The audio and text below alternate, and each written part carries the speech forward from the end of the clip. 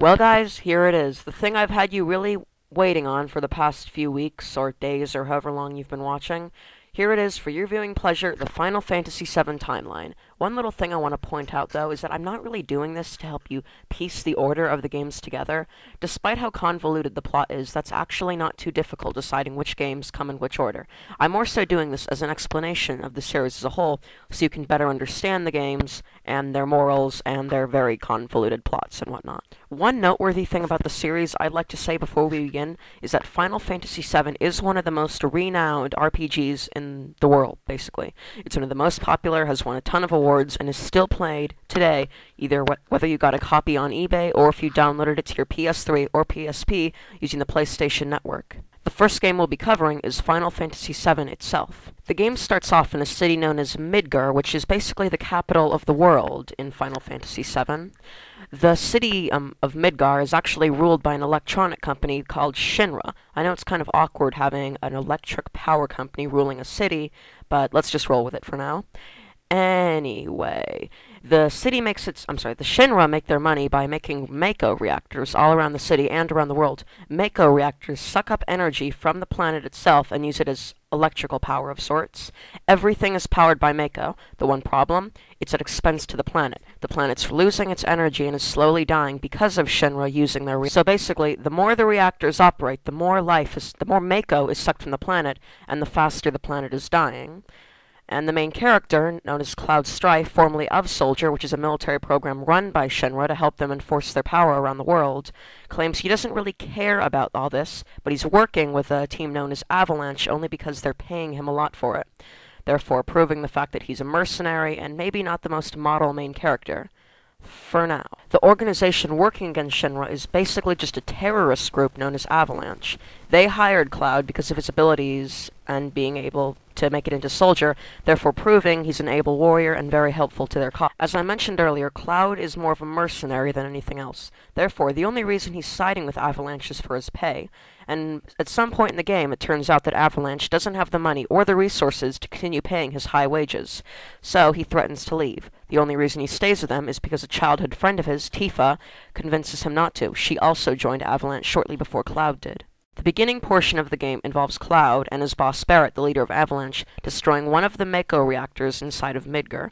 The way you destroy a Mako reactor is to plant some charges at its core, and then escape the reactor before it explodes, because if you're inside of an exploding reactor, you obviously die. No duh, it doesn't take a genius to figure that one out.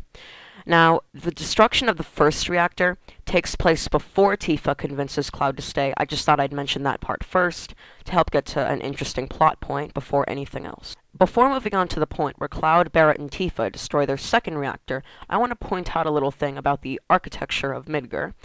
Midgar is composed of several parts. There's the Mako reactors, which are on the far end of all the city. There's the slums, which is on ground level, and there's something called the plate, which is suspended 50 feet above the air. This is where the richer people in Midgar live. The poorer people live in the slums below the plate, so they don't get much sunlight down there.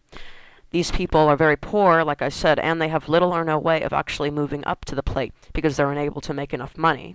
There's a train route going above the plate and below, which can take you to any point in the city at any time. Now on with the plot. After Cloud, Tifa, and Barret plant the charges in the second Mako reactor that were going to explode, on their way out, the president of Shinra himself comes out and greets them. Now, remember how I said earlier there's a plate suspended about 50 feet above the slums, and the Mako reactors are on those slums? Well, the president of Shinra and one of his giant robots, yes, you heard me correct, giant robots, decides to blow up part of it, and then causes a big gaping hole which Cloud falls down through, which would take him to the slums. However, as we all know something about RPGs, heroes can survive falls of up to infinite height. Therefore, a 50-foot drop for Cloud is nothing to be afraid of, as he lands on a flower bed in the slums inside of a church. The one keeping the flowers and selling them is a flower girl who Cloud had ran into after destroying up the first reactor. Her name is Eris. Which is actually a mistranslation. Her name is supposed to be Aerith, but since Final Fantasy VII is full of mistranslations, it's really not surprising that they'd mess up the name of one of their main characters. After waking up, Eris introduces herself to Cloud as the flower girl from the slums, and tells him the only reason Cloud is alive right now is because he landed on her flower bed. Yeah, right. I already pointed out that heroes can survive falls of infinite height, and if that wasn't true, I don't think a flower bed could necessarily save your life from over a 50-foot drop after you survived an explosion and a beating from a giant robot. After formally introducing each other, Aerith, or Aerith, for the purpose of this video I'll call her Aerith, tells Cloud that the Turks, another organization with Shinra that basically deals with their dirty work, are always watching her and asking her to join the soldier program. Cloud can't understand why this normal flower girl would join Shinra, seeing as though he couldn't see any real ability in her, but he decides that at her request he will become her bodyguard at the cost of one date. I mean, she'll go on a date with him at the price, sort of. I can't understand why entirely, but yeah, she's kind of a weird character. But nice, and she made a lot of nerds cry, I'll tell you why later. Helping Aerith escape from the Turks and bringing her back home to her house in the slums, Cloud is asked by Aerith's mother to please leave in the middle of the night and never talk to Aerith ever again, because she could see that he was in Soldier due to the fact that he has a glowing sensation type of thing in his eyes, which means he was infused with Mako energy to make him stronger. Knowing this, she asks Cloud not to affiliate himself with her daughter, and he leaves in the middle of the night, at her request. After leaving Aerith and her mother's house, Cloud actually sees Aerith waiting for him at the exit of Sector 5. She tells Cloud that she'll escort him to Sector 7, where Tifa is, still going with the date thing for some reason. Even though Cloud already helped her escape as her bodyguard, I guess she's really dead set on going out with Cloud. Now, I should also point out that Tifa's bar is actually the headquarters of Avalanche, seeing as though they have this awesome underground lair thing. Now, personally, I could use an underground lair for much more practical purposes, but let's get into that at another time. So, after going through a ton of misadventures that feel more like side quests than anything else, Cloud, Aerith, and Tifa all get together, and basically everything goes to hell from here. One of the Turks, by the name of Sung, kidnaps Aerith and takes her to the Shinra headquarters and bombs Sector 7. And then they blame it on Avalanche that the people will be against them and lean towards Shinra. After reuniting with Barrett, Cloud and Tifa decide that they're going to break into the Shinra HQ and get Aerith back, which is basically the obligatory rescue the princess of the 80s RPGs, mixing it with the new modern taste of the 90s RPGs. But not quite the interactive movie of the 21st century RPGs. Yeah. Going into the Shinra HQ and saving Aerith, Cloud, Barrett, Tifa, and Aerith meet up with another party member known as Red 13. He was an experiment held by Shinra, who was being experimented on by a Dr. Hojo. His character becomes very much more crucial later on in the plot, but in the meantime, let's just enjoy the new introduced character. Through all grouping up, Cloud, Barrett, Tifa, Aerith, and Red 13, they're actually caught by Shinra and thrown into a containment cell for the night. Waking up, Cloud and his companions find that the majority of the employees in the Shinra building at the time of their confinement were all killed overnight.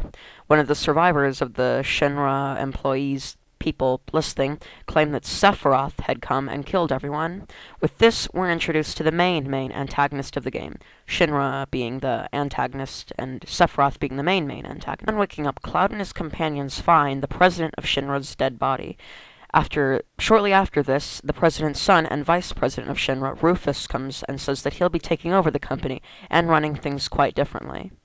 At the very end of this beginning chapter of the game, Cloud and all his friends escape. They don't kill Rufus, but they manage to evade him and the rest of Shinra, and they finally make it onto the overworld map after about 5 hours worth of Midgar-ness. Yeah.